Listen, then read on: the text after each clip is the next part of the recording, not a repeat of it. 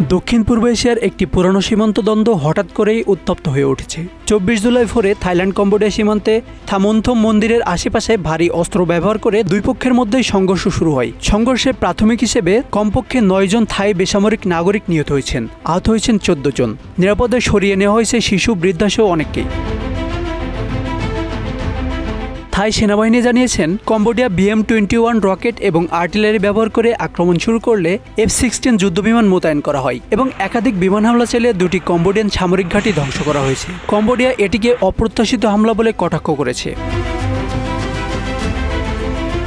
দুই দেশের পক্ষ থেকে পাল্টাপাল্টি আরোপ করা হয়েছে প্রথম হামলার দায়। কম্বোডিয়ার প্রতিরক্ষা মন্ত্রণালয় বলছে, তারা কেবল আত্মরক্ষা হিসেবে প্রতিক্রিয়া দেখিয়েছে। আর থাইল্যান্ড দাবি করেছে, বেসামরিক এলাকা ও হাসপাতালে কম্বোডিয়ান আগ্রাসন সংঘটিত হয়েছে। সীমান্ত এলাকায় 40,000 মানুষকে নিরাপদ আশ্রয়ে সরিয়ে নেওয়া হয়েছে। সীমান্ত এলাকায় দেখা যায় থাই গ্রামবাসীরা মাটির সুরক্ষা স্তূপ ও কংক্রিটের আশ্রয়ে র্যাপিড চলাফেরা করছে।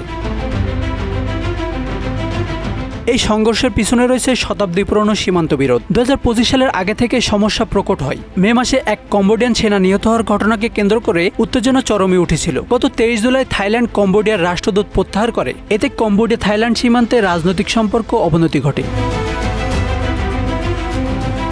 জাপান, যুক্তরাজ্য, চীন সহ আন্তর্জাতিক সম্প্রদায় দ্বিপাক্ষিক শান্তি ও আলোচনার আহ্বান জানিয়েছেন। সম্প্রতি থাইল্যান্ডের সাবেক প্রধানমন্ত্রী পাতোংতং সিনোত্র বলেছেন, আমাদের দেশ শান্তিপ্রিয়, তবে দেশের প্রতি ইঞ্চি ভূমি যাতে রক্ষা পায় তা নিশ্চিত করা হবে। বর্তমান পরিস্থিতি দেখাচ্ছে, শতাব্দী পুরনো সীমান্ত বিতর্ক এখন একটানা সংঘর্ষ রূপ নিচ্ছে। বেসামরিক মানুষ সংকটে আক্রান্ত, আর দুই দেশের মধ্যে স্থিতিশীলতা প্রয়োজন। বিশ্ব সম্প্রদায়ের তাগিদও এক্ষেত্রে গুরুত্বপূর্ণ। Bangla affairs news desk.